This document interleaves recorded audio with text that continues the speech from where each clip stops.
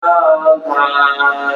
الله وحده لا شريك له وأشهد أن محمدا عبد الله ورسوله الذي أرسله بالحق بشيرا ونذيرا وداعيا إلى الله بإذنه وسراجا منيرا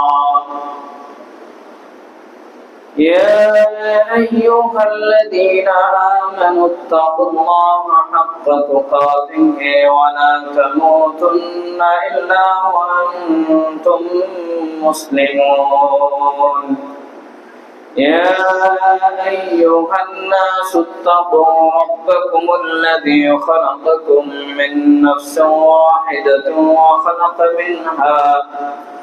وخلق منها زوجها وبث منهما رجالا كثيرا ونساء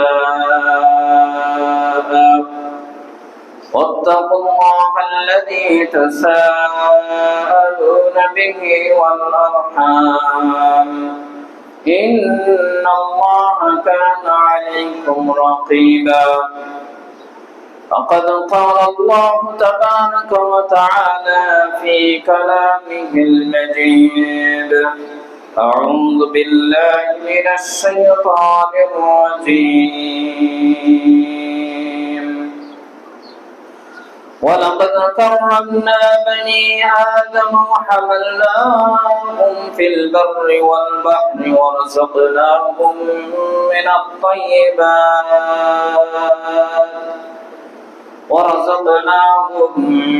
الطيبات وفضلناهم على كثير ممن خلقنا تفضيلا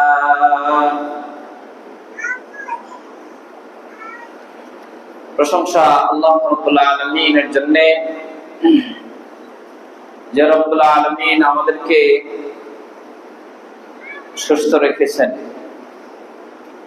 আমাদেরকে বাঁচিয়ে রেখেছেন, আমাদেরকে তার মনোনীত ধর্ম ইসলামের উপর টিকিয়ে রেখেছেন। ইসলাম ও মুসলমান হওয়ার পরে বর্তমানে যে মুসলিমদের উপরে নির্যাতন চলছে, সেই নির্যাতন থেকে আমাদেরকে এখনো মুক্ত রেখেছেন। আমরা সকলেই তার জন্য শুকরিয়া আদায় করি, সকলে বলি আলহামদুলিল্লাহ। দরুদ ও সালাম বর্ষিত হোক মুহাম্মদুর রাসূলুল্লাহ সাল্লাল্লাহু আলাইহি ওয়াসাল্লামের উপর। সম্মানিত মুসলিমবৃন্দ, আল্লাহ রাব্বুল আলামিন তার কোরআনুল কারীমে বলেন, ইন্না আকরামাকুম ইনদাল্লাহি আতকাকুম।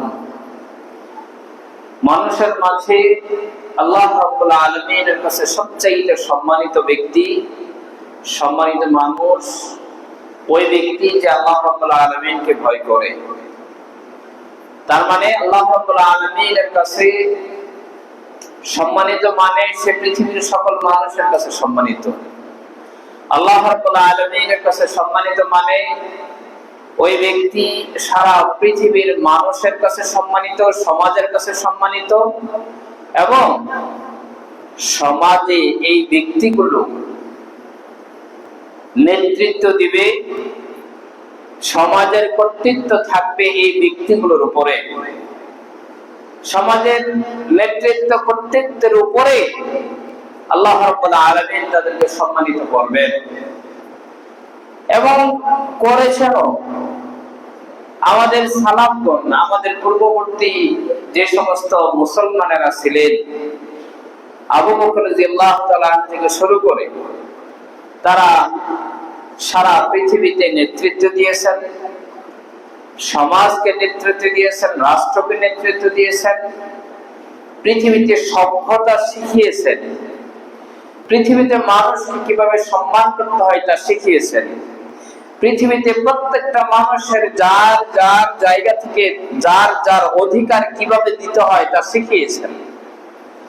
আর যতদিন পর্যন্ত প্রত্যেকটা মানুষ ইসলামের প্রতিটা বিষয়কে ধরে রেখেছিলেন, প্রতিটা বিষয়ের উপর আমল করেছিলেন, প্রত্যেকটা বিষয়ের উপর নিজে, পরিবার, সমাজ, রাষ্ট্র, আন্তর্জাতিক পর্যায়ে যতদিন পর্যন্ত মেনে চলেছিলেন, ততদিন পর্যন্ত আল্লাহ রাব্বুল আলামিন মানুষকে সম্মান, বিশেষ করে মুসলমানদেরকে সম্মান আল্লাহ রাব্বুল আলামিন বাড়িয়ে দিয়েছিলেন।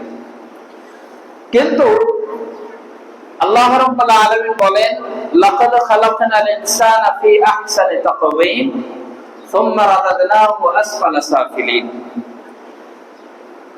তিনি বলেন যে আমি মানুষকে সৃষ্টি করেছি সর্বোত্তম অবয়ব দ্বারা। সর্বোত্তম অবয়ব মানে হলো এমন একটি অবয়ব, এমন একটি অবকাঠামো দ্বারা আমি তাদেরকে সৃষ্টি করেছি, যার কারণে সারা পৃথিবীতে সকল সৃষ্টির চাইতে এই জাতি, এই সৃষ্টি হবে সবচেয়ে বেশি সম্মানিত। আবার এত সম্মানিত, এত সুন্দর অবয়ব, এত সুন্দর কাঠামো করে সৃষ্টি করার পরে এই জাতিকে আমি একেবারে নিচে নামাতে নামাতে একেবারে সর্বশ্রেষ্ঠ লাঞ্ছিত, অবাঞ্ছিত করে তারপরে এদেরকে আমি ছাড়ি। অর্থাৎ আমি তাদেরকে সুন্দর করে সৃষ্টি করেছি, তাদেরকে সম্মান দিয়েছি, তাদেরকে নেতৃত্ব দিয়েছি, তাদেরকে বোধ শক্তি দিয়েছি, তাদেরকে পরিচালনা ক্ষমতা দিয়েছি। শুধু তাই নয়, সারা পৃথিবীতে যা কিছু রয়েছে, রব্বুল আলামিনের যত সৃষ্টি রয়েছে, সমস্ত সৃষ্টি শুধু মানুষের সেবার জন্য, আর মানুষ হবে রব্বুল আলামিনের ইবাদতের জন্য। তো আমি আল্লাহ রাব্বুল আলামিন মানুষকে সমস্ত কিছু দিলাম, আর আমার সমস্ত সৃষ্টিকে মানুষের সেবার জন্য ব্যবস্থা করে দিলাম। মানুষের কাজ একটাই, আর তা হলো ওমা খালাকতুল জিন্না ওয়াল ইনসা ইল্লা লিয়াবুদুন।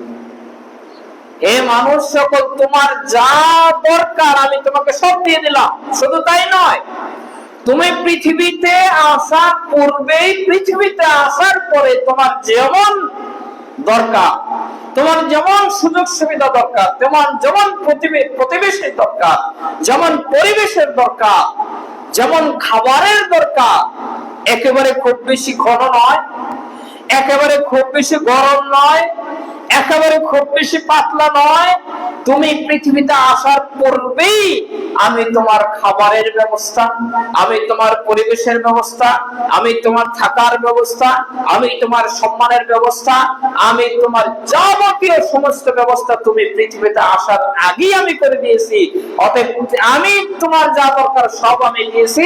আমি শুধু তোমার কাছ থেকে একটা জিনিস চাই, তাহলে তুমি আমার তাবেদারি করবে, তুমি আমার ইবাদত করবে, তুমি আমার একত্ববাদকে সৃষ্টি করবে, তুমি আমার একত্ববাদকে প্রতিষ্ঠা করবে, তুমি আমার এক ওয়াহদানিয়তকে স্বীকার করবে, তুমি আমার এক ওয়াহদানিয়তকে ঘোষণা করবে, তুমি একমাত্র আমাকে মেনে চলবে, তুমি আমার কথাকে মেনে চলবে, তুমি আমার নবীকে মেনে চলবে, আমার কোরআনকে মেনে চলবে, আমার হাদিসকে মেনে চলবে। এটাই তোমার কাজ। তুমি যদি এটা না করো, তুমি যদি এটা না করো, তুমি যদি এর বিপরীত চলো, তুমি যদি এর বিপরীত চলতে চাও, তবে তোমাকে আমি পৃথিবীর সর্বশ্রেষ্ঠ বানিয়েছি, পৃথিবীর শ্রেষ্ঠত্ব দান করেছি, পৃথিবীর সবকিছু তোমাকে দিয়েছি। সমস্ত কিছু তোমার কাছ থেকে ছিনিয়ে নিয়ে তোমাকে লাঞ্ছিত করব, তোমাকে অবাঞ্ছিত করব, অবাঞ্ছিত অবস্থায় তোমাকে পৃথিবী থেকে বিদায় করিয়ে নেব। আল্লাহ রাব্বুল আলামিনের ঘোষণা। আল্লাহ রাব্বুল আলামিন আমাদেরকে এত কিছু দিলেন। আল্লাহ রাব্বুল আলামিন সূরা ইসরায়ে তিনি বলেন, ওয়ালাকাদ কাররামনা বানি আদম ওয়া হামালনাহুম ফিল বাররি ওয়াল বাহরি ওয়া রাযাকনাহুম মিনাত তাইয়্যিবাতি ওয়া ফাদ্দালনাহুম আলা কাসীরিন মিম্মান খালাকনা তাফদীলা। আল্লাহু আকবার। আল্লাহ রাব্বুল আলামিন বলেন, ওয়ালাকাদ কাররামনা বানি আদম, আমি পৃথিবীতে বানি আদমকে সবচেয়ে বেশি সম্মানিত করেছি। ওয়া হামালনাহুম ফিল বাররি ওয়াল বাহরি, এবং তারা জলে ও স্থলে, মাটিতে, পানিতে তারা অবিচল, তারা বিচরণ করে চলবে, নিয়মিত বিচরণ করে চলবে, আমি সেই ব্যবস্থা তাদেরকে করে দিয়েছি। ওয়ারাযাকনাহুম মিনাত তাইয়্যিবাতি, এবং আমি তাদেরকে সর্বোত্তম খাদ্যের ব্যবস্থা করে দিয়েছি, হালাল খাদ্যের ব্যবস্থা করে দিয়েছি, সর্বোত্তম সুন্দর খাদ্যের ব্যবস্থা করে দিয়েছি।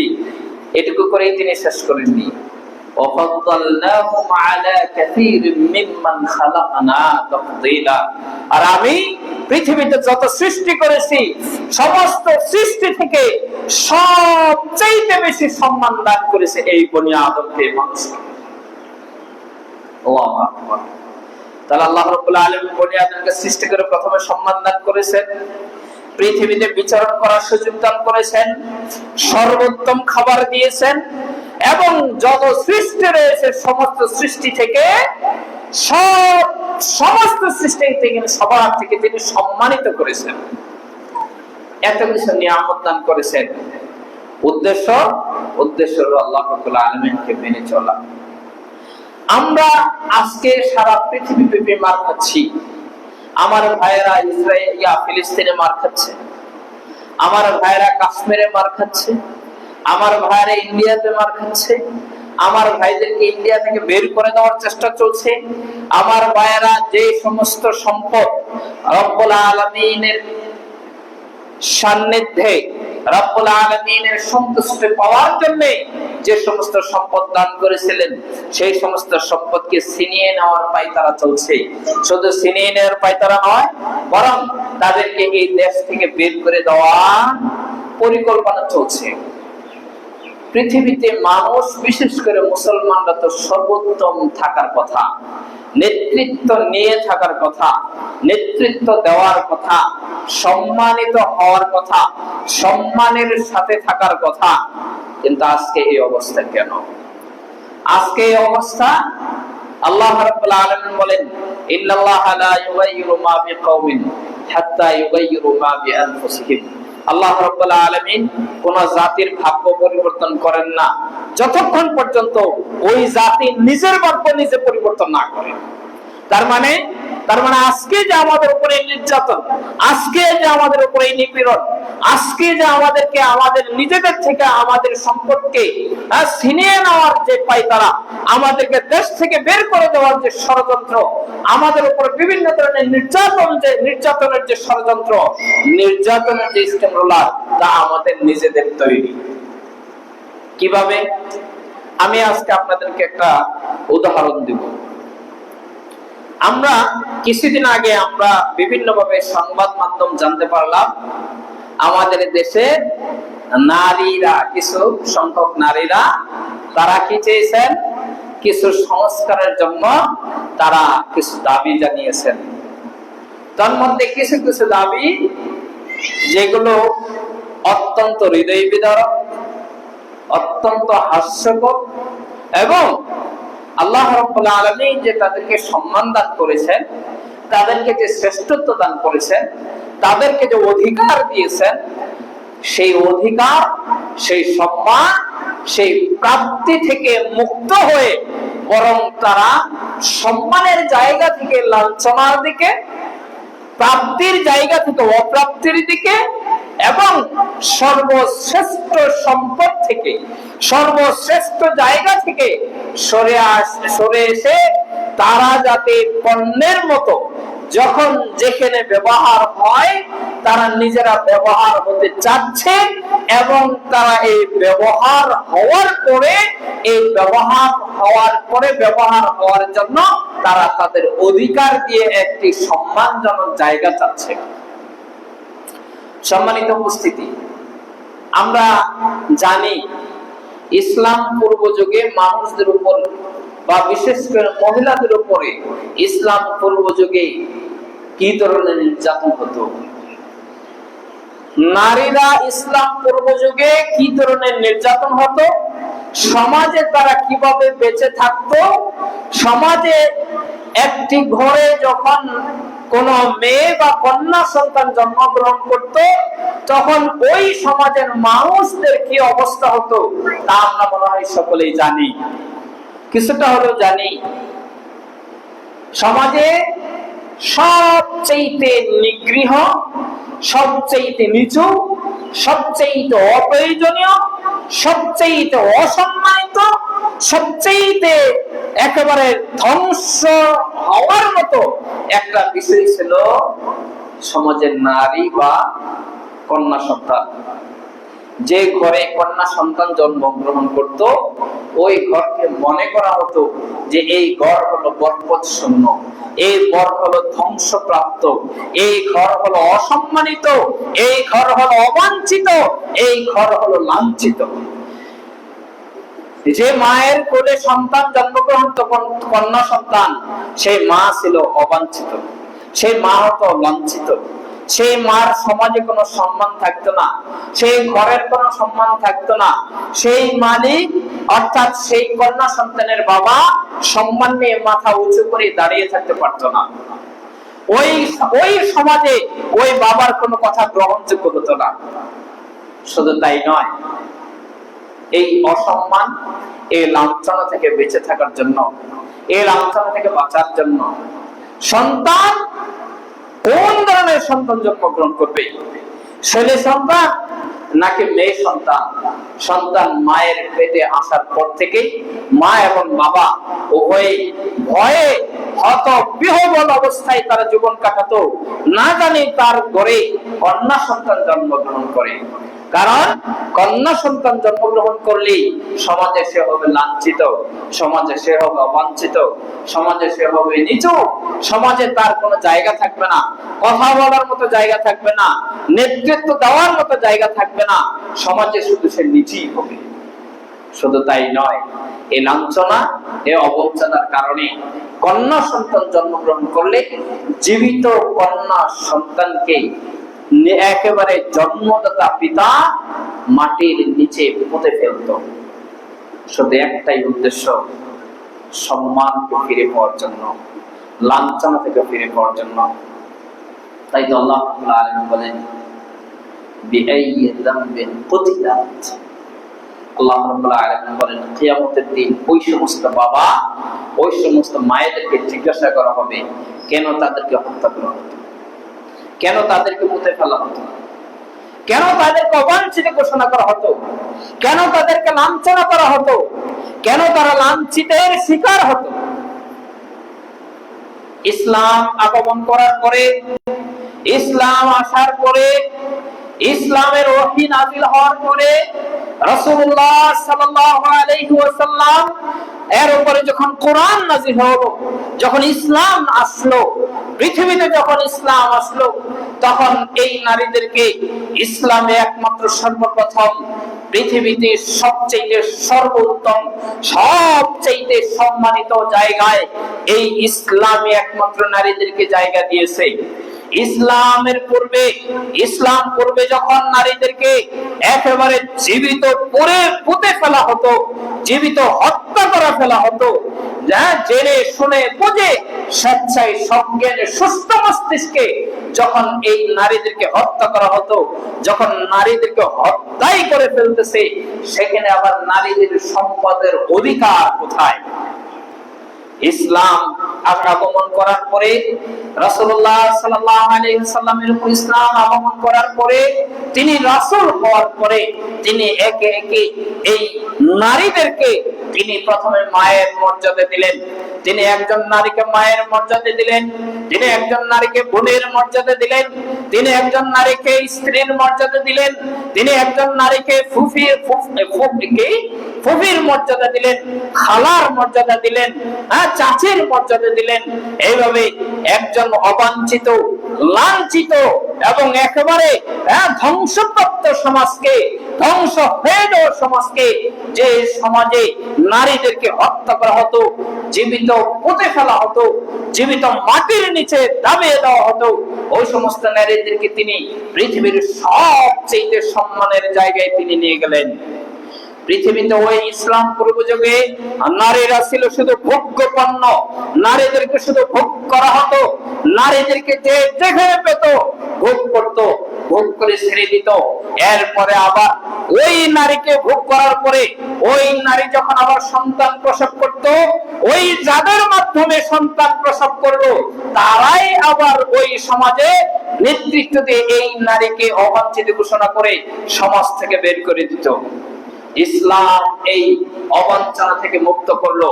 ইসলাম প্রথমে নারীকে মায়ের মর্যাদা দিল, মায়ের মর্যাদা দিয়ে ইসলাম ঘোষণা করে দিল, ওয়াকাদা রাব্বুকা আল্লা তা'বুদু ইল্লা ইয়াহু ওয়া বিল ওয়ালিদাইনি ইহসানা।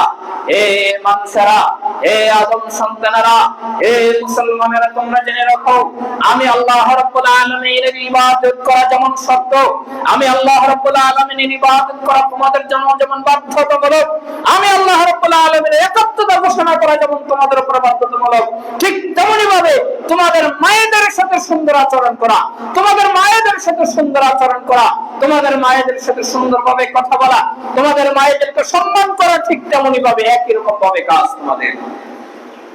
আমার ইবাদত করা যেমন ভাবে তোমাদের উপর ফরজ, আমার ইবাদত করা তোমাদের উপর, তোমার ইবাদত করতে যেমন ভাবে তোমরা বাধ্য, ঠিক তোমাদের মায়েদের সাথে সম্মান করা, তোমাদের মায়েদের সাথে সম্মান করা ঠিক তেমনি ভাবে তোমরা বাধ্য। আল্লাহ রাব্বুল আলামিন সন্তান নারীদেরকে প্রথমে মায়ের মর্যাদা দিলেন এবং সাথে সাথে তার ইবাদতের সাথে তার ইবাদতের কথা স্মরণ করিয়ে দিয়ে তার ইবাদতের কথা বলার সাথে সাথে কোরআনুল কারীমে মায়েদের সাথে সুন্দর আচরণ করার কথা তিনি বলে দিলেন। সুবহানাল্লাহ। এবং এই বলেই তিনি শেষ করলেন না, তিনি বলেন ইম্মা ইয়াবলুগান্না ইনদাকাল কুবারা ইনদাকাল কিবারা আহাদুহুমা আও কিলাহুমা। তোমাদের এই মায়েরা, তোমাদের এই মা এবং তোমাদের বাবা উভয়ে যদি বৃদ্ধ হয়ে যায়, বৃদ্ধ অবস্থায় যদি চলে আসে, মা এবং বাবা উভয়ে অথবা তাদের মধ্যে একজন যদি বৃদ্ধ অবস্থায় চলে আসে, ফালা তাকুল্লাহুমা উফ, তুমি তাদের উপর বিরক্ত হয়ে, তুমি তাদের উপর বিরক্ত হয়ে উফ শব্দটি পর্যন্ত তুমি তাদের সামনে করতে পারবে না। তুমি তাদেরকে লাঞ্ছনা করবে তো দূরের কথা, তুমি তাদেরকে অপমান করবে তো দূরের কথা, তুমি তাদের সামনে উফ শব্দটি পর্যন্ত বলতে পারবে না, মানে তুমি তাদের উপর কোনো বিরক্ত প্রকাশ করতে পারবে না। ওয়ালা তানহারহুমা, এবং তাদের সাথে তুমি কোন প্রকার তুচ্ছ তাচ্ছিল্য করতে পারবে না। ওয়া কুল্লাহুমা কাওলান কারীমা, বরং তুমি তাদের সাথে সম্মানজনক ভাবে কথা বলবে, ভদ্রতার সাথে কথা বলবে, ভদ্রচিত হয়ে কথা বলবে। তুমি তাদেরকে অপমান করবে, অবঞ্চিত করবে, তুমি তাদেরকে জোর গলায় কথা বলবে, সমস্ত কিছুই তোমার উপর নিষেধ, সুযোগ নেই। ওয়াখফিদ লাহুমা জানাহাদ যুল্লি মিনার রাহমা। আল্লাহ, জিনার ছিল অপমানের জায়গা, জিনার ছিল অপদস্থের জায়গা, সেই নারীর বিষয়ে আল্লাহ রাব্বুল আলামিন বলছেন ওয়াখফিদ লাহুমা জানাহাদ যুল্লি মিনার রাহমা। তুমি তাদের, অর্থাৎ তুমি তোমার পিতা এবং মাতার জন্য তুমি তোমার এই দুই ডানা, তোমার এই দুই ডানাকে রহমতের ডানা হিসেবে তাদের জন্য বিছিয়ে দিবে। সুবহানাল্লাহ। ওয়াকুর রাব্বিরহামহুমা কামা রাব্বায়ানি সগীরা। আর যখন তারা বৃদ্ধ হয়ে যাবে, যখন তারা অসুস্থ হয়ে যাবে, যখন তারা তোমার কাছ থেকে চলে যাবে, যখন তুমি তাদের কোনো উপকার করতে পারবে না, ওই সময়ে তুমি এসে তোমার কাজ শেষ হয়ে যাবে না, বরং তুমি দোয়া করবে রাব্বিরহামহুমা কামা রাব্বায়ানি সগীরা। রব্বুল আলামিন, তুমি আমার পিতা এবং মাতার উপর রহম করো, দয়া করো, যেমন ভাবে তারা আমার উপর দয়া করেছিল আমি যখন ছোট ছিলাম। আমি যখন ছোট ছিলাম, আমার যখন কোনো সক্ষমতা ছিল না, আমার যখন খাওয়ার পরিবেশ ছিল না, আমি যখন নিজে খেতে পারতাম না, আমি যখন নিজে গোসল করতে পারতাম না, আমি যখন হা হা বলে কান্নাকাটি করতাম, আমার কোনো সক্ষমতা ছিল না, আমার মা আমার বাবা তখন যারা যেমন ভাবে আমাকে সম্মান দিয়েছে, যেমন ভাবে তারা আমার উপর রহম করেছে, দয়া করেছে, ঠিক তেমনি ভাবে তুমি তাদের উপর রহম করো, সম্মান। এর নাম হলো মা, এর নাম হলো নারী। এরপরে রাসূলুল্লাহ সাল্লাল্লাহু আলাইহি ওয়াসাল্লামের এক দুইটা হাদিস আমরা একটু স্মরণ করি। ইবনে মাজাহ বর্ণিত মুআব ইবনে জাহিমা আসসালামী রাদিয়াল্লাহু তাআলা থেকে বর্ণিত, তিনি বলেন আতাইতু রাসূলুল্লাহ সাল্লাল্লাহু আলাইহি ওয়াসাল্লাম ফাকুলতু, আমি রাসূলুল্লাহ সাল্লাল্লাহু আলাইহি ওয়াসাল্লামের নিকট আসলাম এবং বললাম, ইয়া রাসূলুল্লাহ ইন্নী কুনতু আরাদতুল জিহাদ মাআকা আবতাগি বিযালিকা ওয়াজহাল্লাহি ওয়াদ দারাল আখিরাহ। ইয়া রাসূলুল্লাহ সাল্লাল্লাহু আলাইহি ওয়াসাল্লাম, আমি আপনার সাথে যুদ্ধে যেতে চাই, আমি আপনার সাথে যুদ্ধে অংশগ্রহণ করতে চাই। কেন? এই জন্য যে আমি এই যুদ্ধে অংশগ্রহণ করার মাধ্যমে আল্লাহ রাব্বুল আলামিনের সন্তুষ্টি অর্জন করব এবং আখিরাতে আমি জান্নাত লাভ করব। রাসূলুল্লাহ সাল্লাল্লাহু আলাইহি ওয়াসাল্লাম বলেন, ক্বালা ওয়াইহাকা আহাইয়াতুন উম্মুকা। রাসূলুল্লাহ সাল্লাল্লাহু আলাইহি ওয়াসাল্লাম বললেন, আফসোস, তোমার মা কি জীবিত রয়েছে? সাহাবী বলছেন, কুলতু নাম, আমি বললাম, ইয়া রাসূলুল্লাহ, আমার মা এখনো জীবিত। ক্বাল ইরজি ফাবাররাহা, তুমি এখান থেকে ফিরে যাও এবং তুমি তোমার মায়ের সেবা যত্ন করো, মায়ের সাথে সুন্দর আচরণ করো। সাহাবী বলছেন, ফুম্মা আতাইতুহু মিন জানিবিল আখার, আল্লাহ রাসূল যখন আমাকে এই কথা বলে ফেরত দিয়ে দিলেন, আমাকে জিহাদে যাওয়ার অনুমতি দিলেন না, আমি তখন অন্য পাশ দিয়ে আবার ঘুরে আসলাম।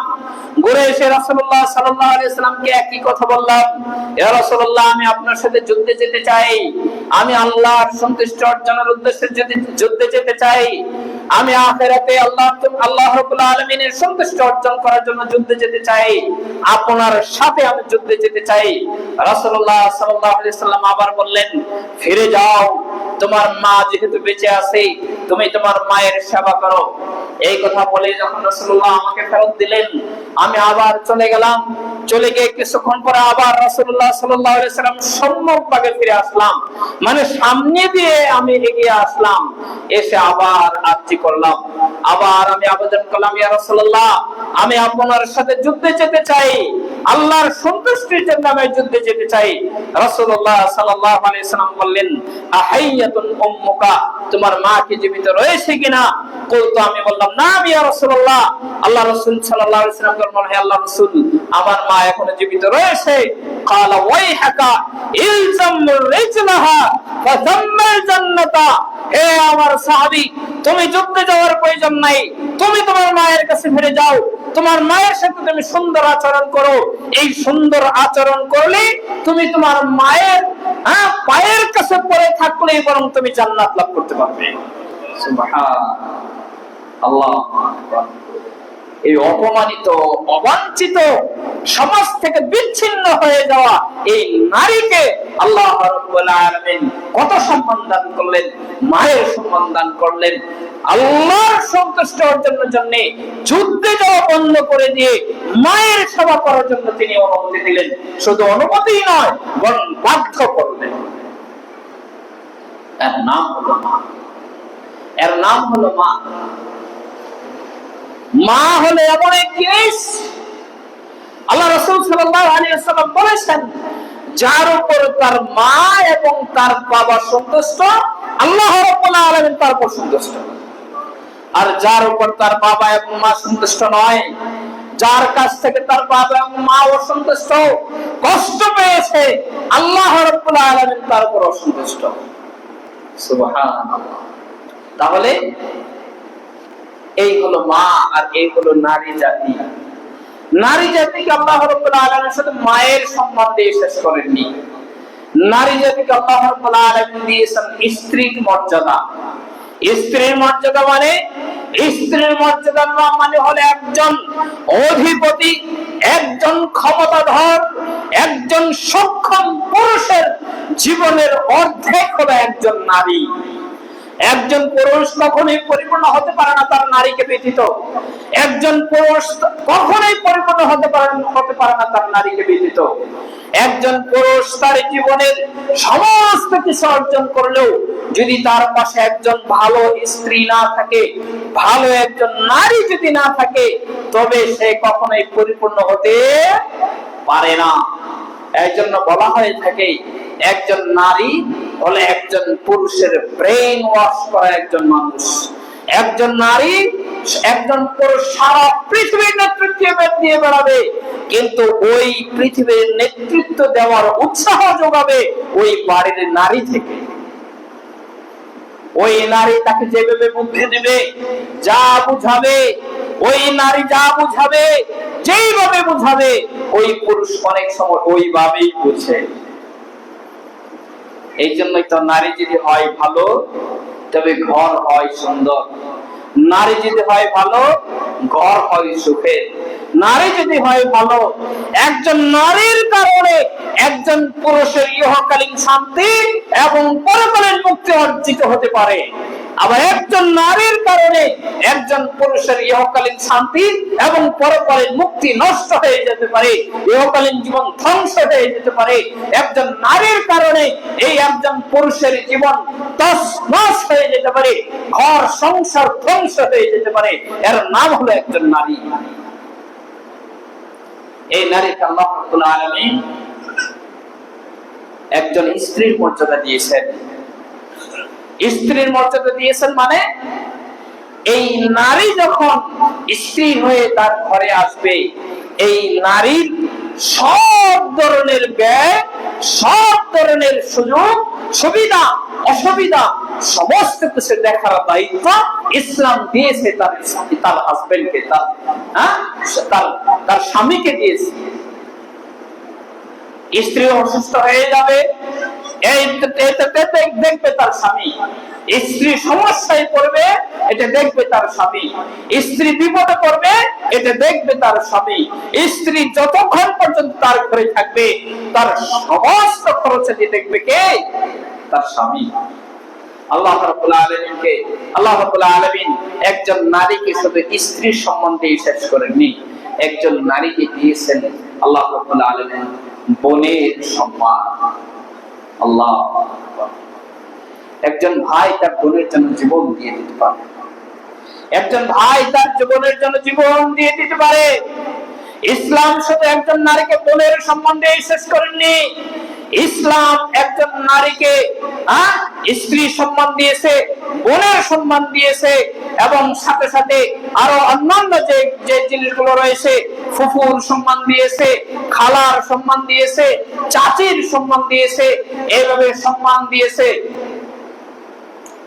ইসলাম যখন তাকে সম্মান দিয়েছে একজন বোনের, তখন শুধু তাকে একজন বোনের সম্মান দিয়ে শেষ করেনি, ইসলাম তাকে বোনের সম্মান দেওয়ার সাথে সাথে তাকে এই ভাইয়ের যত সম্পদ রয়েছে, অর্থাৎ তার বাবার যত সম্পদ রয়েছে, এই সম্পদের তার ছেলে যা সম্পদ পাবে তার অর্ধেক পাবে কে?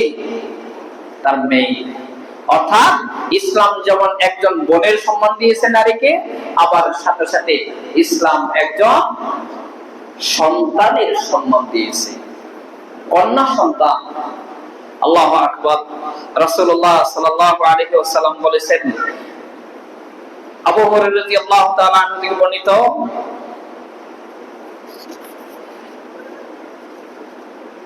উকবা ইবনে আমির রাদিয়াল্লাহু তাআলা আনহু বলেছেন, তিনি বলেন, সামি'তু রাসূলুল্লাহ সাল্লাল্লাহু আলাইহি ওয়াসাল্লাম, আমি রাসূলুল্লাহ সাল্লাল্লাহু আলাইহি ওয়াসাল্লামকে বলতে শুনেছি, ইয়াকুল, তিনি বলেন, মান কানা লাহু সালাতু বানাতিন, যাকে আল্লাহ রাব্বুল আলামিন তিনটি তিনটি মেয়ে সন্তান দান করেছেন, কন্যা সন্তান দান করেছেন, ফাসাবারা আলাইহিন্না, এবং এই সন্তানগুলোকে নিয়ে তিনটি কন্যা সন্তান দান করেছেন এবং তিনটি কন্যা সন্তানকে নিয়ে তিনি সন্তুষ্টি অর্জন করেছেন।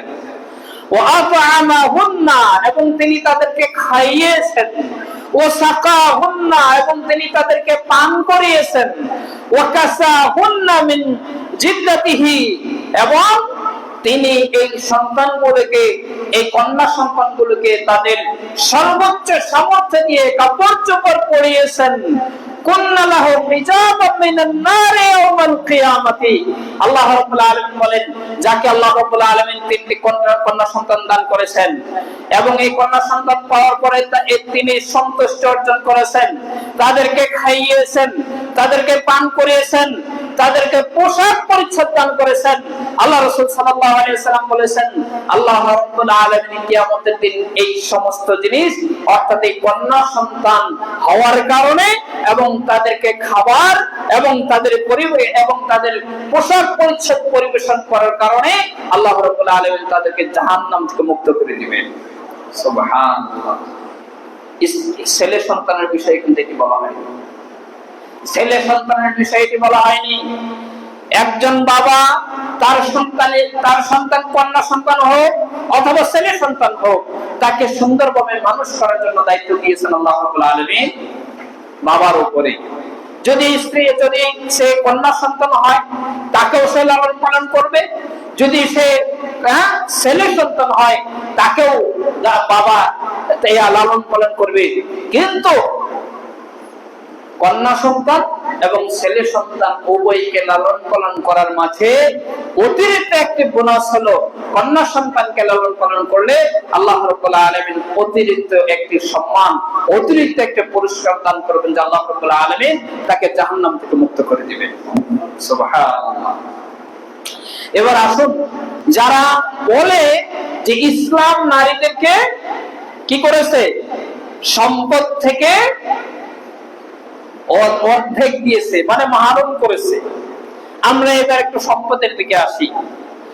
একজন বাবা যখন কন্যা সন্তানের মালিক হবে, অর্থাৎ কন্যা সন্তান জন্মগ্রহণ করবে এবং একজন ছেলে সন্তান জন্মগ্রহণ করবে, বাবা যখন মৃত্যুবরণ করবে তখন তার যা সম্পদ থাকবে, এই সম্পদের 2 ভাগের 1 ভাগ পাবে হলো, অর্থাৎ সম্পদকে যদি আমরা 3 ভাগ করি তাহলে 1 ভাগ পাবে হলো কন্যা, আর 1 ভাগ পাবে, আর 2 ভাগ পাবে তার ছেলে সন্তান। অর্থাৎ একজন ছেলে পাবে কন্যা সন্তানের 2 ভাগ, মানে ডাবল। অর্থাৎ একজন কন্যা যদি পায় 2 টাকা, তাহলে একজন ছেলে পাবে কয় টাকা? 4 টাকা। তাহলে এখানে একজন কন্যাকে দিল কত? অর্ধেক সম্পদ। এখন এই যে বাবা অথবা তার ভাই, যদি বাবা মারা যায় তাহলে তা এই কন্যা সন্তানের বা এই বোনের দায়িত্বশীল কে? ভাই। বোনের দায়িত্বশীল কে? ভাই। এই বোনের বিবাহ শাদী করার জন্য, বিবাহ শাদী দেওয়ার জন্য খরচটা করবে কে? কন্যা সন্তান আর বোন। কন্যা সন্তান করবে কি না বাবা করবে? বোন করবে না ভাই করবে? যদি বাবা বেঁচে থাকে তাহলে বাবা করবে, আর যদি বাবা মৃত্যুবরণ করেন তাহলে কে করবে? ভাই করবে। এখন এই যে ভাই যে করলো, ভাই যে খরচটা করলো, এই খরচ কি কন্যা সন্তান হিসাবে বা বোন হিসাবে বাবার সম্পদ থেকে যে অর্ধেক সম্পদ সে পেয়েছে, এখান থেকে নেওয়ার কোনো হুকুম আছে, সুযোগ আছে? তার মানে বাবা অথবা ভাই যে সম্পদটা পেয়েছে, এই সম্পদ থেকে এই ভাইকে কি করতে হবে? খরচ করতে হবে। আর কন্যা সন্তানের জন্য যে অর্ধেক সম্পদ, এটা পরিপূর্ণই থেকে যাবে। এক। দ্বিতীয় বিষয় হলো, এই কন্যা সন্তানের যখন বিবাহ হলো, বিবাহ হওয়ার সাথে সাথে একদিকে তার বাবা অথবা তার ভাই খরচ করলো, অপরদিকে তিনি যেখানে গেলেন, তিনি যে ছেলের কাছে গেলেন, তিনি যে স্বামীর কাছে গেলেন, সেই স্বামী থেকে তাৎক্ষণিক আল্লাহ রাব্বুল আলামিন তার নিরাপত্তার জন্য একটি নিরাপত্তামূলক একটি ব্যবস্থা করেছেন, আর তা হলো মোহরানা। কি মোহরানা? এই মোহরানা দিবে কে? ছেলে না মেয়ে? ছেলে দিবে। ইসলাম ব্যবস্থা করেছে যে মেয়েদেরকে অতি সম্মানিত করে, অতি সম্মানিত ভেবে একজন ছেলের যখন বেশি প্রয়োজন মনে করবে, তখন সে টাকা দিয়ে একজন মেয়েকে নিয়ে যাবে। শুধু টাকা দিলেই হবে না, সম্মানের সাথে, বৈধতার সাথে, সামাজিক বৈধতার সাথে এবং একজন পরিপূর্ণ দায়িত্বশীলের কাছ থেকে একজন মেয়েকে সর্বোচ্চ সম্মান দিয়ে তার ঘরে নিয়ে যাবে। এখন তাহলে কি হলো? একদিকে তার বাবার কাছ থেকে অর্ধেক সম্পদ পেল, অপরদিকে আবার আরেকজন স্বামীর কাছে গেলেন, স্বামী থেকে সে মহারণা পেল। আবার যখন স্বামী থেকে মহারণা পেল, এই মহারণা কি ইচ্ছা করলে কি স্বামী নিতে পারবে? যদি তার অনুমতি না থাকে, অনুমতি না থাকলে নেওয়ার সুযোগ নাই। তাহলে সে একদিকে এখানে অর্ধেক সম্পদের মালিক, আবার সে মহারণার মালিক। আবার যখন সে এই ঘরে তার স্বামী যখন মৃত্যুবরণ করবে এবং সে যখন মা হবে, যখন তার সন্তানরা সম্পদ ভাগাভাগি করবে, তখন এই মা হিসেবেও সে কি পাবে? একটা সম্পদের অংশীদারিত্ব অর্জন করবে। তাহলে সে সম্পদ পেল কয় জায়গা থেকে? কয় জায়গা থেকে? 3 জায়গা থেকে। এখন চিন্তা করেন, আমি একজন বাবা, আমি আমার সন্তানকে অর্ধেক সম্পদ দিয়েছি, এরপরে আমি আমার সন্তানকে বিবাহ করেছি। আমি একজন ছেলে হিসাবে আমি কি করেছি? আমি আমার সন্তানের অর্ধেক দিয়ে দিয়েছি আমার কন্যাকে। আবার যখন আমি বিবাহ করেছি, আমি আমার ওয়াইফকে দিয়েছি মহারানা। আবার যখন আমি মৃত্যুবরণ করেছি, তখন আমি এই নারীকে কি দিয়েছি? আমার একটা সম্পদের অংশ ইসলাম যা নির্ধারণ করে দিয়েছে আমি তা দিয়েছি। তাহলে একটা কন্যা সন্তান কয় জায়গা থেকে সম্পদ পাইলো? 3 জায়গা থেকে। কয় জায়গায় খরচ করলো? 1 জায়গায়ও না। তাহলে ইসলাম নারীকে বেশি সম্মান দিয়েছে নাকি অমুসলিম যারা তাদেরকে বেশি সম্মান দিয়েছে? যে অমুসলিম যারা তারা কিছু দিয়েছে, নারীদেরকে অমুসলিম যারা তারা কিছু দিয়েছে। কি দিয়েছে? অমুসলিম যারা তারা দিয়েছে নারীদেরকে সহজে ভোগ করার পন্থা, নারীদেরকে সহজে ভোগ করার পন্থা। অমুসলিমরা নারীদের সাথে আচরণ করেছে অতিরিক্ত চালাক শেয়ালের মতো, অতিরিক্ত চালাক শেয়ালের মতো। শেয়াল যেমন ভাবে কি করে, মানে বাপখানে এমন যে সামনে একটা, আমরা যা করছি এখন, সামনে শেয়ালের সামনে একটা খাবার রেখে দিয়েছি, মুরগি রেখে দিয়েছি, আর বলতেছে এই শিয়াল তুই কিন্তু খাবি না। আমরা আমাদের স্ত্রী সন্তানদেরকে, আমাদের যুবক ভাইদের সামনে ভোগ্য পণ্য হিসেবে তুলে দিচ্ছি। আমার স্ত্রীকে তুলে দিচ্ছি, আমার বোনকে তুলে দিচ্ছি, আমার প্রতিবেশীকে তুলে দিচ্ছি, আমার মাকে পর্যন্ত তুলে দিচ্ছি। কথাটা মনে হয় খুব কষ্ট হয়ে গেল। আমি আমার যুবক ভাই, এই সমাজের যারা যুবক, তাদের সামনে আমার স্ত্রীকে, আমার বোনকে, আমার মাকে পর্যন্ত ভোগ্য পণ্য হিসেবে তুলে দিয়েছি। কিভাবে আমি বলি, আজকে শুক্রবার না, এই যে জুমার পরে দেখবেন আমি আমার স্ত্রী, আমি আমার মেয়ে, আমি আমার বোন, এমনকি আমি আমার মাকে পর্যন্ত কিভাবে সাজিয়ে গুছিয়ে উলঙ্গ করে কিভাবে আমরা বিয়ের দাওয়াতে নিয়ে যাই দেখবেন আজকে। ওই ব্যক্তি জুমার নামাজ পড়েনি, ওই ব্যক্তি মুসলমান না, ওই ব্যক্তির আত্মসম্মান নাই, ওই ব্যক্তি কোরআন পড়েনি, হাদিস পড়েনি, ওই ব্যক্তি কোরআন হাদিসের নিয়ম জানে না। তাহলে ওই ব্যক্তি কি করে তার স্ত্রীকে, কি করে তার মেয়েকে, কি করে তার মাকে পর্যন্ত অর্ধলঙ্গ করে সমাজে বের করে নিয়ে যেখানে ইচ্ছে সেখানে যেভাবে ইচ্ছে সেভাবে দেখিয়ে বেড়ায়। আর যখন তার স্ত্রী, তার বোন, তার মেয়ের উপর যখন কেউ আঙ্গুল তোলে, যখন কেউ চোখ তোলে, তখন অবস্থা কি হয়? আল্লাহু আকবার। তাহলে আমরা কি আমাদের সম্মান নিজেরা নষ্ট করিনি? আমি আমার স্ত্রীর সম্মান নষ্ট করিনি, আমি আমার সন্তানের সম্মান নষ্ট করিনি, আমি আমার বোনের সম্মান আমি নিজে নষ্ট করিনি? করেছি। ইসলাম ব্যতীত অন্য ধর্মের লোকেরা এই নারীদেরকে শুধুমাত্র একজন ভোগ্য পণ্য হিসেবে ব্যবহার করে। 586 সালে ফ্রান্সে একটা সেমিনার হয়েছিল। সেই সেমিনারে নারীদেরকে নিয়ে গবেষণা হয়েছিল, নারী বিষয়ক একটা সেমিনার। বিষয়টা ছিল এরকম যে নারীরা আসলে কি, নারীরা আসলে কি। এই যে এখানে বলা হয়েছিল যে লিল বাহতি ফি শানিল মারআতি, ফ্রান্সে একটা সেমিনার হয়েছিল, উদ্দেশ্য ছিল বা আলোচনার বিষয় ছিল নারী বিষয়ক। বিষয়টা কি ছিল? হাল্লাহা রূহুন আমলা, এরা কি মানুষ নাকি মানুষ না, এরা মানুষ নাকি মানুষ না, এই বিষয়ে একটা আলোচনা হয়েছিল। ওয়া ইযা কানাত লাহা রূহুন ইয়া রূহুন হাইওয়ানিয়া আও রূহুন ইনসানিয়া, যদি তাদের ভিতর রূহ বা আত্মা থাকে, আলোচনাটা এরকম, যদি তাদের ভিতর আত্মা থাকে তাহলে এই আত্মা থেকে হাইওয়ানি নাকি ইনসানি, মানে এটা চতুষ্পদ জন্তুর মতো, নাকি এরা মনুষ্যত্ব সহকারী মানবতার সাথে এরা একজন পরিপূর্ণ মানুষ। দেখেন তাদের আলোচনার স্টাইল। একজন নারী, তার যদি হায়াত থাকে, তার যদি রূহ থাকে, তার যদি আত্মা থাকে, তাহলে সে কি চতুষ্পদ জন্তুর মতো, অর্থাৎ পশু এবং পাখির মতো, কুকুরের মতো, শৃগালের মতো, যেরকম একটা শিয়াল একটা কুকুরের জীবন আছে না, এই কুকুর অর্থাৎ চতুষ্পদ জন্তুর মতো এরা প্রাণী, নাকি এরা পরিপূর্ণ মনুষ্যত্ববোধ, মানবতা বোধে পরিপূর্ণ একজন মানুষ?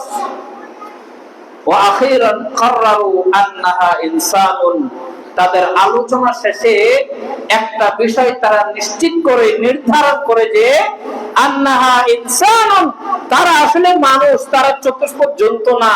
ওয়ালাকিন্নাহা, তবে খুলিকাত লিখিদমাতির রাজুলি, তাদেরকে শুধুমাত্র সৃষ্টি করা হয়েছে পুরুষের সেবা করার জন্য। তারা শুধু খাদেমা, তাদের আর কোনো কিছু কোনো পরিচয় নেই। এটা হলো কাদের? অমুসলিম, ইহুদি, খ্রিস্টানদের। এটা হলো তাদের নারীদের বিষয়ে তাদের ধারণা, তাদের চুক্তি। এবং আজ থেকে 100 বছর আগে যদি আপনি ইন্ডিয়ার দিকে তাকান, 100 বছর আগে যদি আপনি হিন্দুদের দিকে তাকান, তাহলে হিন্দুরা কি করতো? স্বামী যদি মৃত্যুবরণ করত, স্বামীকে যখন পুরানো হতো, তখন তার জীবিত স্ত্রীকে জীবিত অবস্থায় ওই আগুনে নিক্ষেপ করা হতো। জানেন কি আপনারা? আজকে যে সমস্ত নারীরা তাদের অধিকারের জন্য আপত্তি জানিয়েছেন, তাদের অধিকারের কথা বলেছেন, এমনকি বলতে বলতে তারা এমন কথাও বলে ফেলেছে যে সমাজে যে সমস্ত নারীরা তাদের দেহকে দেহ নিয়ে ব্যবসা করে, আমি খুতবায় দাঁড়িয়ে অন্য কোনো শব্দ উচ্চারণ করতে পারলাম না, যে সমস্ত নারীরা জেনে শুনে বুঝে স্বেচ্ছায় সুস্থ মস্তিষ্কে তাদের দেহকে বিক্রি করে, তাদেরকে একজন শ্রমিক হিসাবে অনুমোদন দিতে হবে। নাউযুবিল্লাহ মিন যালিক। তার মানে ইসলাম যেখানে নারীকে মায়ের মর্যাদা দিয়ে সর্বোচ্চ সম্মান দিয়েছেন, ইসলাম যেখানে একজন নারীকে বোনের মর্যাদা দিয়ে সর্বোচ্চ সম্মান দিয়েছেন, এই যে যুবক ভাইরা যারা রয়েছে, আজকে যদি শুনে যে আমার ভোট লাঞ্ছিত হয়েছে, সে কখনো চিন্তা করবে তার জীবনের কথা? করবে? করে থাকে।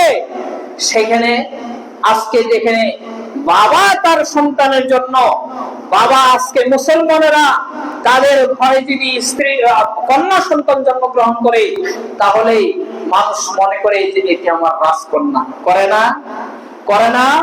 এটা আমার রাজকন্যা। একজন কন্যা সন্তানের জন্য বাবা যতটা কষ্ট পায়, একজন কন্যা সন্তানের জন্য বাবা যতটা ব্যবস্থাপনা করে, একজন কন্যা সন্তানের জন্য বাবা যতটা খরচ করে, একজন ছেলে সন্তানের জন্য অনেক সময় ততটা করে না। একজন কন্যা সন্তানের জন্য তার অন্তরে যে দুঃখ, তার অন্তরে যে ভালোবাসা, একজন কন্যা সন্তানের জন্য তার অন্তরে যে টান, একজন ছেলে সন্তানের জন্য ততটা নাই, অনেক সময় থাকে না। এই সম্মানিত মা, এই সম্মানিত বোন, এই সম্মানিত স্ত্রী, তাদেরকে রাস্তায় নামানোর জন্য, তাদেরকে দেহ ব্যবসায় উদ্বুদ্ধ করার জন্য আজকে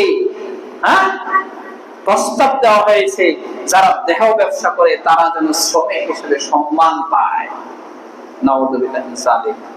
আমি আবার তাদেরকে স্মরণ করব, সম্মানিত মুসলিমবৃন্দ, আমার আপনার চতুর্পাশে যে সমস্ত নারীরা বলতে চায় আমি আমার স্ত্রীত্ব বরণ করব না, আমি আমার বোনের সম্মান নিব না, আমি আমার স্ত্রীর সম্মান নেব না, আমি আমার কন্যা সন্তানের যে সম্মান, যে শ্রদ্ধা, এই শ্রদ্ধা নেব না, বরং সমাজে আমি একাই বসবাস করব, সমাজে আমি মাথা উঁচু করে বসবাস করব। আপনাদেরকে আমি জিজ্ঞাসা করি, আপনার ঘরের স্ত্রী সবচেয়ে সম্মানিত, নাকি যে ঘরের স্ত্রী যে বাসায় অন্যান্য বাসায় চাকরি করে, অন্যান্য অফিসে চাকরি করে সম্মানিত? কারা? সুখে থাকে কারা? ইসলাম পালন করতে পারে কারা? সম্মানিত থাকে কারা? আর এই যে স্ত্রী নিয়মিত চাকরি করে, ওই স্ত্রী নিয়মিত চাকরি করতে হয়, বাসায় এসে তার স্বামীর জন্য খাদ্য পাক করতে হয়, তার সন্তানের জন্য খাদ্য পাক করতে হয়, তার সন্তানের দেখাশোনা করতে হয়, তার সন্তানের দেখভাল করতে হয়, তাহলে একসাথে কতগুলো কাজ করতে হলো। আর যদি সে চাকরি না করে, যদি শুধুমাত্র স্বামীর যে অর্জন, স্বামীর যে কামাই, এই অর্জন বা কামাইয়ের উপর নির্ভর করে, আল্লাহর উপর ভরসা করে যদি স্ত্রীর সন্তুষ্ট থেকে তার ঘরে বসবাস করে, এটাই তার জন্য সম্মান? নাকি 9টা বা 10টা বাজার সাথে দৌড় দিয়ে অফিস ধরতে হবে, এবার দৌড় দিয়ে সম্মান নিজের সবকিছু বিক্রি করে দিয়ে তারপরে যখন এই কাজগুলো করে, সম্মান কোনটা? স্ত্রীকে ভালোবেসে, একজন মহিলাকে ভালোবেসে সর্বোচ্চ সম্মান দিয়ে একজন পুরুষ তার ঘরে টাকা দিয়ে স্ত্রী হিসাবে নিয়ে যাবে, অর্থাৎ মহারণা পরিশোধ করে নিয়ে যাবে। কিন্তু আজকে আমাদের মায়েরা, আজকে আমাদের বোনেরা, আজকে আমাদের কন্যা সন্তানেরা নিজেরা নিজেদের সম্মানকে নষ্ট করার কারণে আমাদের মা, আমাদের ভাইয়েরা কি চিন্তা করে? স্ত্রী তো এমনি পাওয়া যায়, নারী তো এমনি পাওয়া যায়, নারী যদি এমনি পাওয়া যায় তাহলে টাকা দেওয়ার দরকারটা কি? এবার নারী যদি, এবার বিষয়টা হলো এমন, তুমি একজন নারী, তুমি তোমার সম্মান ভোগ করতে, তুমি তোমার সম্মান রক্ষা করতে পারোনি, তুমি একজন নারী, তোমার সম্মান তুমি রক্ষা করতে পারোনি, তুমি আমার স্ত্রী হওয়ার যোগ্য নও। এরপরেও যদি তুমি আমার স্ত্রী হতে চাও, তাহলে তুমি আমাকে কিছু দিয়ে তারপরে আসো।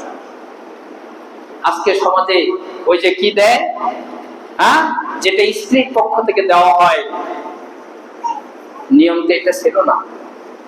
স্ত্রী, একজন মা, একজন বোন, একজন কন্যা সন্তান যদি তার সম্মান ধরে রাখতো এবং সে যদি পর্দা সহকারে বেঁচে থাকতো, পর্দা নিয়ে যদি বেঁচে থাকতো, ইসলাম নিয়ে যদি বেঁচে থাকতো, তাহলে এই যুবকেরা বিয়ে করার জন্য পাগল হয়ে যেত না, বিয়ে করার আগ্রহ বেশি বাড়তো না, তখন এই যুবকেরা বিয়ে করার জন্য মহারানা জোগাইতো না, মহারানা সংগ্রহ করতো না, করতো। কিন্তু এখন দেখতেছি এমনি যদি দেখতে পাওয়া যায়, এমনি যদি পাওয়া যায়, এমনি যদি ভোগ করা যায়, তাহলে আমার পকেট থেকে টাকা নষ্ট করার দরকারটা কি? তার মানে হলো আমাদের সন্তানেরা, আমাদের কন্যা সন্তানেরা, আমাদের মায়েরা, আমাদের বোনেরা, আমাদের স্ত্রীরা, তারা তাদের নিজেদের সম্মান নিজেরাই নষ্ট করেছে। আসুন আল্লাহ রাব্বুল আলামিন আমাদের সমাজকে সুন্দর রাখার জন্য, একজন নারীর কারণে সমাজ সুন্দর হয়, একজন নারীর কারণে সমাজ কলঙ্কিত হয়, একজন নারীর কারণে সমাজ উপরে চলে যায়, একজন নারীর কারণে সমাজ সমৃদ্ধ হয়, আর একজন নারীর কারণে সমাজ কলঙ্কিত হয়। হয় না? হয় না? আসুন আমরা নিজেরা সঠিক হই। আমার স্ত্রীকে স্ত্রীর মর্যাদা দেই, আমার মাকে মায়ের মর্যাদা দেই, আমার কন্যাকে কন্যা সন্তানের মর্যাদা দেই, আমার কন্যাকে, আমার বোনকে, আমার স্ত্রীকে, আমার মাকে ইসলাম যেভাবে শিক্ষা দিয়েছে সেইভাবে তাদেরকে সম্মান এবং শ্রদ্ধা দেই। আর আমাদের মা বোনদেরকে বলবো, আপনারা আপনাদের অংশ, আপনারা আপনাদের অধিকার, আপনারা আপনাদের হককে পরিপূর্ণরূপে পাওয়ার জন্য ইসলামের উপর অটল থাকুন। যতক্ষণ পর্যন্ত আপনি আপনাকে ধরে রাখবেন, যতক্ষণ পর্যন্ত আপনি আপনার সম্মানকে ধরে রাখবেন, যতক্ষণ পর্যন্ত ইসলাম আপনাকে যা বলেছে সেগুলো মেনে চলবেন, ততক্ষণ পর্যন্ত আপনি সম্মান, আপনি শ্রদ্ধা নিয়ে বেঁচে থাকবেন, আপনি মাথা উঁচু করে দাঁড়িয়ে থাকবেন, আপনি মায়ে, আপনি একজন স্ত্রী হিসেবে আপনি আপনার স্বামীর কাছে সম্মানিত হবেন, আপনি একজন মা হিসেবে আপনার সন্তানের কাছে সম্মানিত হবেন, আপনি একজন বোন হিসেবে আপনার ভাইয়ের কাছে সম্মানিত হবেন, আপনি একজন কন্যা সন্তান হিসেবে আপনি আপনার বাবার কাছে সম্মানিত হবেন, সর্বোপরি সমাজে সম্মানিত হবেন, রাষ্ট্রে সম্মানিত হবেন, সারা পৃথিবীতে আপনি সম্মানিত হবেন, সর্বোপরি আপনি জান্নাতে চলে যাবেন, আপনি সহজেই জান্নাতে চলে যাবেন। আল্লাহ রাব্বুল আলামিন আমাদেরকে তৌফিক দান করুন। আল্লাহ রাব্বুল আলামিন আমাদের সমাজকে একেবারে সুন্দর সমাজ হিসেবে গড়ে তোলার তৌফিক দান করুন। আমাদের সমাজে নারীদেরকে পরিপূর্ণ অধিকার দিয়ে আমি আমার মা হিসেবে, আমার মাকে আমি আমার সন্তান হিসেবে আমার মাকে যে অধিকার দেওয়া দরকার, আমি স্বামী হিসেবে আমার স্ত্রীকে যে অধিকার দেওয়া দরকার, আমি ভাই হিসেবে আমার বোনকে যে অধিকার দেওয়া দরকার, সমস্ত অধিকার জন্য আমরা নিজেরা দেই। আমার মা আমার বোনদেরকে বিয়ে হয়ে যাওয়ার পরে, বোনদের বিয়ে হয়ে যাওয়ার পরে একটা সময় পরে আমার মা আমার বাবা যখন চলে যান পৃথিবী থেকে, তখন আমরা আমাদের বোনদের কোনো খোঁজ খবর রাখি না। এবং আমার বাবার পক্ষ থেকে আমি যে সম্পদের অধিকারী হয়েছি, সেই সম্পদ থেকে আমার বোনের যে অধিকার রয়েছে সেই অধিকার মনেই রাখি না, দেওয়া তো দূরের কথা। মনে রাখতে হবে, একজন স্বামী যেমন তার স্ত্রীকে যে পর্যন্ত পরিপূর্ণ মহারণা আদায় না করবে, ততক্ষণ পর্যন্ত তারা স্বামী এবং স্ত্রী হিসেবে যা ভোগ করবে তা হারাম হিসেবে ভোগ করবে, হারাম হিসেবে ভোগ করবে। অর্থাৎ যতক্ষণ পর্যন্ত স্বামী তার স্ত্রীকে পরিপূর্ণরূপে মহারণা না দিবে, অর্থাৎ পরিপূর্ণরূপে সাথে সাথে দিতে হবে এমনটি নয়, দেওয়ার মন মানসিকতা নেই, অথবা কি হয়, একজন পুরুষ বাসর করে যায় একজন নারীর কাছে মাপ চায়, বলে ধরছে তো 5 লাখ 10 লাখ টাকা মহারণা, ক্ষমতা তো আমার নাই, তোমাকে যা দিছি বাকিটুকু তোমাকে ক্ষমা করে দিব। ওহে পুরুষ বংশ, তোমাদের কি সম্মান নাই, ইজ্জত নাই? একজন নারীর কাছে কি করে মাপ চেতে হয়, ক্ষমা চেতে হয়, কিভাবে চাইতে হয়? এই জন্য আমাদের সমাজ বিভিন্ন কারণে আমাদের সমাজ আজকে বিশৃঙ্খলায় পরিণত হয়েছে। আমার ক্ষমতা আছে 1 লাখ টাকা দেওয়ার মতো মহারণা, আমার যাদেরকে বা যাকে বিয়ে করছি তার পরিবার বলতেছে না, মহারণা করতে হবে 5 লাখ। আমার যে ক্ষমতা নাই, দরকার নাই। কেন 5 লাখ? যদি আমার মা আমার বোনকে বা আমার মেয়েকে যদি তুমি ছেড়ে দাও, তখন যাতে তোমাকে সাইজ করে ধরতে পারে, এই জন্য 5 লাখ। তার মানে সমাজ এমনি বিশৃঙ্খলায় পরিণত হয় নাই, আমাদের কারণে হয়েছে। নিয়ম হলো, যার যতটুকু সক্ষমতা রয়েছে ওইটুকু নিয়ে আপনি মহারণা দিবেন এবং মহারণা পরিপূর্ণ পরিশোধ করবেন। মহারণা পরিশোধ করার পরে বা মহারণা পরিশোধ করে আপনি যদি বিয়ে করেন এবং ওই বিবাহ দাম্পত্য থেকে যে সন্তান আসবে, এই সন্তান 100% হালাল সন্তান হবে এবং ওই সন্তান মা প্রসব সম্ভাবনা বেশি।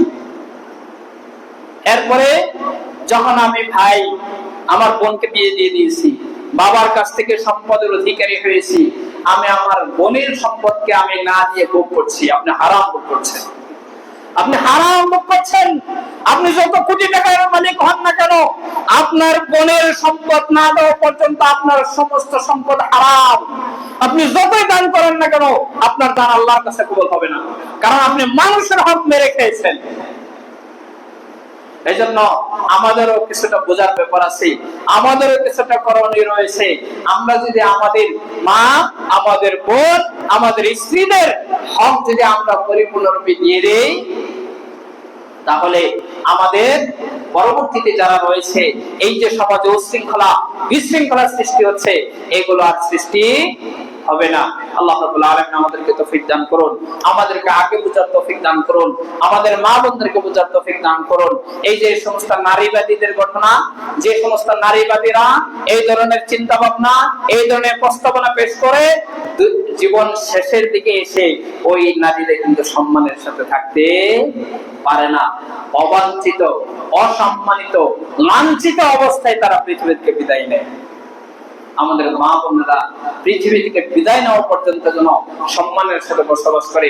আল্লাহ রাব্বুল আলামিন আমাদের সেই তৌফিক দান করুন। ওয়া আখিরু দাওয়ানা আলহামদুলিল্লাহি রাব্বিল আলামিন।